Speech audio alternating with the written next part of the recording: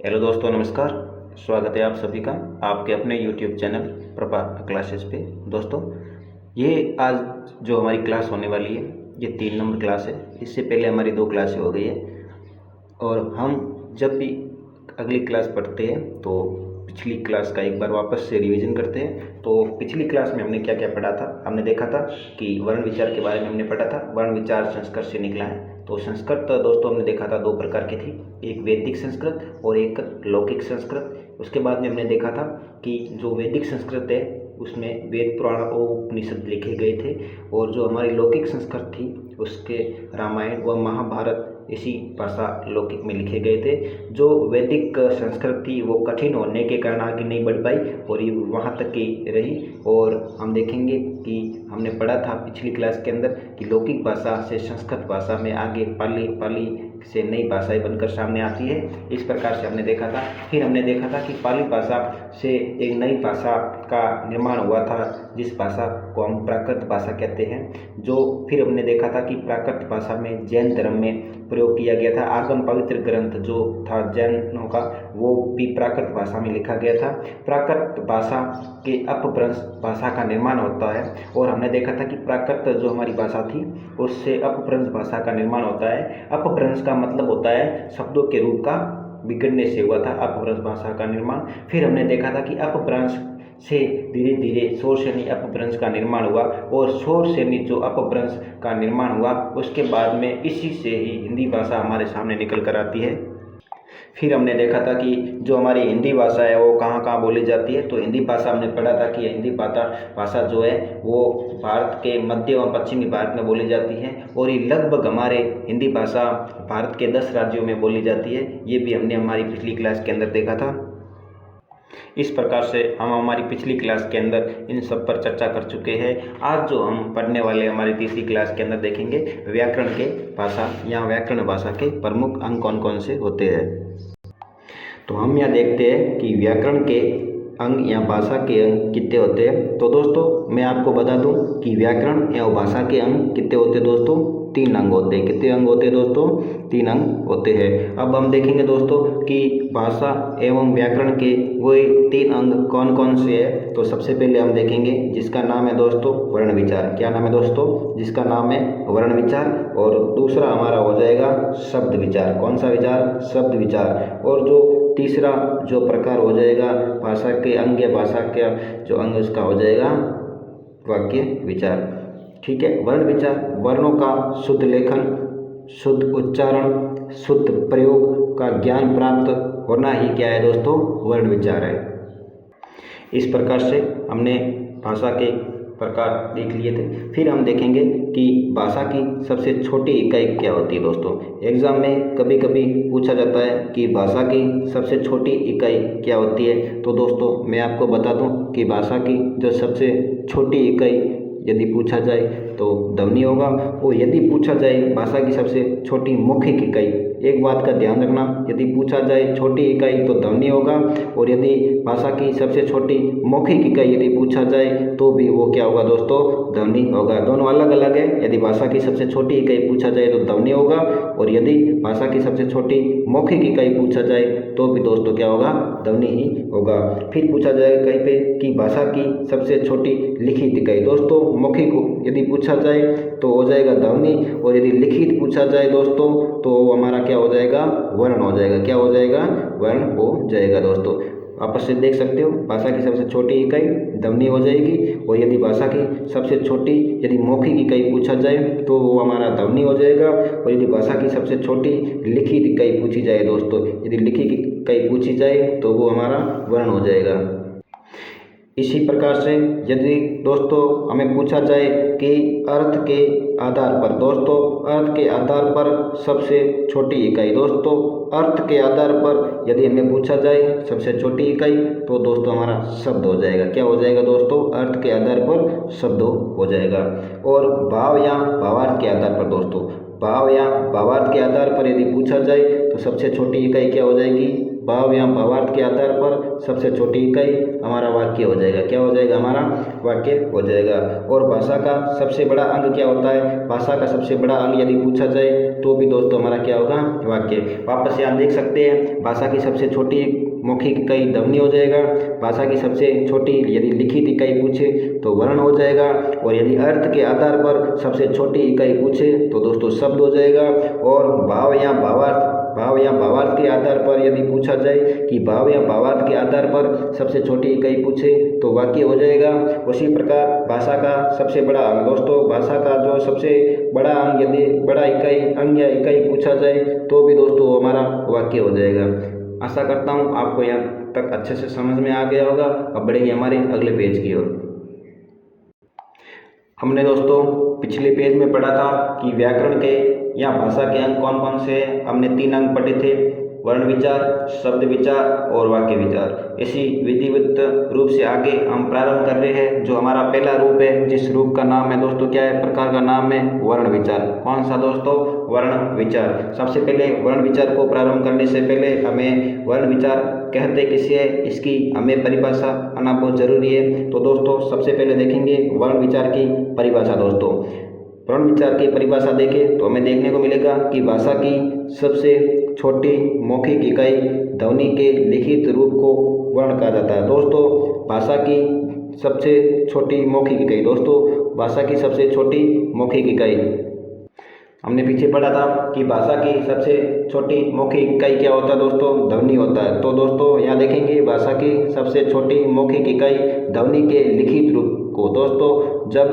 ध्वनि होती है तो उसका लिखित रूप बनता है, उसी लिखित रूप को दोस्तों क्या कहा जाता है, वर्ण कहा जाता है। क्या कहा जाता है, वर्ण कहा जाता है। वापस से परिभाषा देख लीजिए, भाषा की सबसे छोटी मौखिक इकाई। दोस्तों भाषा की सबसे छोटी मौखिक इकाई ध्वनि के बदले हुए लिखित रूप को क्या कहा जाता है दोस्तों, वर्ण कहा जाता है। आशा करता हूँ आपको ये यहाँ तक परिभाषा अच्छे से समझ में आ गई होगी दोस्तों। अच्छा, तो आपको यहाँ पे वर्ण की परिभाषा भी समझ में आ गई होगी। तो दोस्तों अब देखेंगे वर्ण के भेद कौन कौन से। दोस्तों वर्ण के भेद कौन कौन से हैं, तो देखेंगे वर्ण के कितने भेद है दोस्तों, वर्ण के 2 भेद है। कितने 2 भेद है दोस्तों, वर्ण के 2 भेद है। कौन कौन से पूछेंगे, वर्ण के 2 भेद कौन कौन से, पहला हो जाएगा स्वर और दूसरा कौन सा हो जाएगा, व्यंजन। वर्ण के 2 भेद में देखने को मिलते हैं, पहला स्वर और दूसरा व्यंजन। अब सबसे पहले देखेंगे कि स्वर व्यंजन कहते किसे है। दोस्तों स्वर व्यंजन देखें तो स्वर व्यंजन जो होते हैं दोस्तों स्वतंत्र बोले जाते हैं। दोस्तों स्वतंत्र किस प्रकार से बोले जाते हैं, मैं आपको बता दूं कि वे वर्ण होते हैं जो स्वतंत्र उच्चारित होते हैं। स्वतंत्र उच्चारित होते हैं अर्थात जिन्हें बोलने हेतु किसी वर्ण की सहायता नहीं ली जाती। जैसे मान लो कि वर्ण स्वर वे होते हैं जो किसी भी वर्ण की सहायता से नहीं बोले जाते हैं, वे स्वतंत्र ही उच्चारित होते हैं। और दोस्तों वापस देखेंगे कि व्यंजन किसे कहते हैं, व्यंजन स्वतंत्र नहीं होते हैं। जो व्यंजन होते हैं दोस्तों स्वतंत्र नहीं होते हैं, क्योंकि हमें व्यंजन को बोलने के लिए देखेंगे कि वे वर्ण जो स्वतंत्र उच्चारित नहीं होते हैं अर्थात जिन्हें बोलने हेतु अन्य वर्ण की किसी भी अन्य वर्ण की सहायता ली जाती है तो वे हमारे क्या हो जाएंगे, व्यंजन हो जाएंगे। लेकिन स्वर जो होते हैं वे स्वतंत्र बोले जाते हैं, उनके अंदर किसी भी प्रकार या किसी भी तरीके से उसके अंदर स्वर उच्चारित होते हैं जिन्हें बोलने हेतु किसी अन्य वर्ण की किसी भी प्रकार की कोई सहायता नहीं ली जाती है। दोस्तों आपको आशा करता हूँ यहाँ तक समझ में आ गया वर्ण विचार की परिभाषा और वर्ण के भेद कौन कौन से हैं जो हमने देखे। स्वर और व्यंजन, स्वर स्वतंत्र बोले जाते, व्यंजन स्वतंत्र नहीं बोले जाते। फिर हम अपने हिसाब से सबसे पहले देखेंगे स्वर की परिभाषा। दोस्तों यहाँ पे देखेंगे स्वर की परिभाषा। स्वर कहते किसे है, वे वर्ण जो स्वतंत्र उच्चारित होते हैं अर्थात जिन्हें बोलने हेतु किसी अन्य वर्ण की सहायता नहीं ली जाती। दोस्तों वे वर्ण जो स्वतंत्र उच्चारित होते हैं, दोस्तों वे वर्ण जो क्या होते हैं, स्वतंत्र उच्चारित होते हैं अर्थात देखेंगे जिन्हें बोलने हेतु, जिन्हें क्या दोस्तों बोलने हेतु या बोलने के लिए किसी अन्य वर्ण की क्या दोस्तों किसी अन्य वर्ण की सहायता नहीं ली जाती। क्या नहीं जाती, किसी अन्य वर्ण की सहायता नहीं ली जाती। दोस्तों उन्हें हम क्या कहेंगे, उन्हें हम स्वर कहेंगे। आशा करता हूँ आपको यहाँ तक अच्छे से समझ में आ गया होगा। अब बढ़ेंगे हमारे अगले पेज की ओर। दोस्तों हमें यहाँ तक तो समझ में आ गया कि वर्णों को बोलने के लिए किसी भी प्रकार के वर्ण की सहायता नहीं ली जाती, ये स्वतंत्र उच्चारित होते हैं। फिर हम देखेंगे कि ये वर्ण होते कौन कौन से हैं। दोस्तों इनकी संख्या कितनी होती है, जो हम देखेंगे स्वरों की संख्या कितनी होती है दोस्तों, 11 होती है, जो इस प्रकार से है। हम देखेंगे आ, छोटी ई, बड़ी ई, छोटा ऊ, बड़ा ऊ, ए, आई, ओ और औ और री। ये दोस्तों 11 हमारे क्या हो जाएंगे, स्वर हो जाएंगे। ठीक है दोस्तों, यहाँ तक आपको अच्छे से समझ में आ गया होगा। दोस्तों जब हम छोटी क्लास में पढ़ते थे तो हम अंग और अह बोलते थे। दोस्तों आप एक बार सोचोगे कि ये 11 स्वर होते हैं, स्वरों की संख्या 11 होती है, तो अंग और अह क्या होते हैं दोस्तों। अंग और अह दोस्तों ये दोनों अयोगवाह वर्ण है। कैसे दोस्तों, अयोगवाह वर्ण है।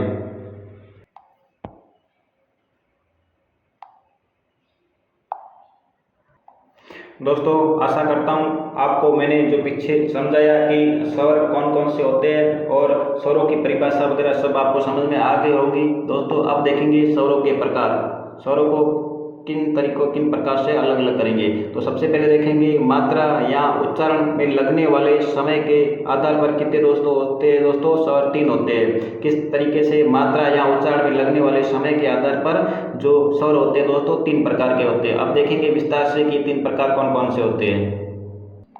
स्वर मात्रा या उच्चारण में लगने वाले समय के आधार पर 3 होते हैं। सबसे पहले जो हम प्रकार देखेंगे वो देखेंगे कि ह्रस्व, छोटा, लघु, एक मात्रिक या मूल स्वर या अखंडित कौन कौन सी है दोस्तों। इनकी एक मात्रा होती है दोस्तों। जो देखेंगे इन स्वरों की मात्रा एक होती है तथा बोलने में समय नहीं लगता और इनके बोलने में किसी भी प्रकार का कोई ज़्यादा समय नहीं लगता है। और ये संख्या में दोस्तों 4 होते हैं। और कौन कौन से होते हैं, अ, छोटी ई, छोटा ऊ और री। ये जो हम देखेंगे ये ह्रस्व, छोटे, लघु, एक मात्रिक, मूल स्वर है जो अखंडित है, जिनमें किसी भी प्रकार की कोई मात्रा नहीं होती है, तब बोलने में इनमें समय भी कम लगता है दोस्तों। ये हमारा पहला जो प्रकार हो गया है मात्रा या उच्चारण में लगने वाले समय के आधार पर। अब देखेंगे हमारा दूसरा प्रकार अगले पेज पे। दोस्तों हमने देखा था स्वर के प्रकारों में मात्रा या उच्चारण में लगने वाले समय के आधार पर। जो हमने पहला प्रकार देखा था ह्रस्व, छोटा, लघु, एक मात्रिक या मूल स्वर जिनके अंदर एक मात्रा लगती है।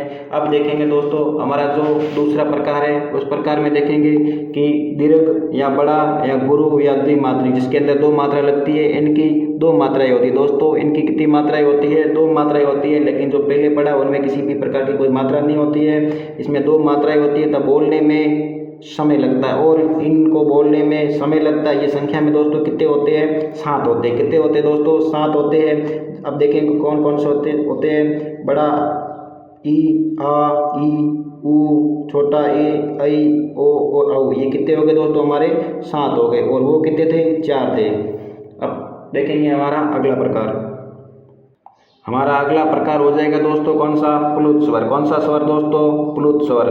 हमने सबसे पहला जो हमारा जो देखा था वो था ह्रस्व, छोटा, लघु या एक मात्रिक, और दूसरा था दीर्घ, बड़ा या गुरु या द्विमात्रिक, और तीसरा हमारा जो स्वर हो जाएगा प्लुत स्वर। प्लुत स्वर के अंदर देखेंगे कि यदि किसी स्वर को लंबे समय तक लगातार उच्चारित किया जाता है तो वह प्लुत रूप धारण कर लेता है। जैसे हम देखते हैं किसी को बुलाना, तो हम जैसे किसी को बुलाते हैं जैसे करते हैं भैया, तो ये प्लुत स्वर हो गया है। ये संख्या में दोस्तों कितने होते हैं दोस्तों, ये संख्या में 8 होते हैं। 8 कौन कौन से होते हैं मैं अभी आपको बता देता हूँ कि 8 वो कौन कौन से प्लुत स्वर है।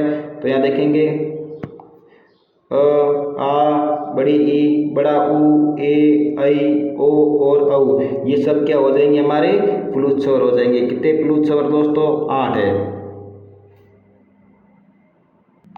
आशा करता हूँ दोस्तों ये क्लास भी आपको अच्छे से समझ में आ गई होगी। और यदि आप हमारे YouTube चैनल पे अभी नए हैं तो हमारे YouTube चैनल को सब्सक्राइब करें और वीडियो पर कमेंट करें और लाइक करें। थैंक यू, धन्यवाद। बाकी वाली चर्चा करेंगे हमारी अगली क्लास में।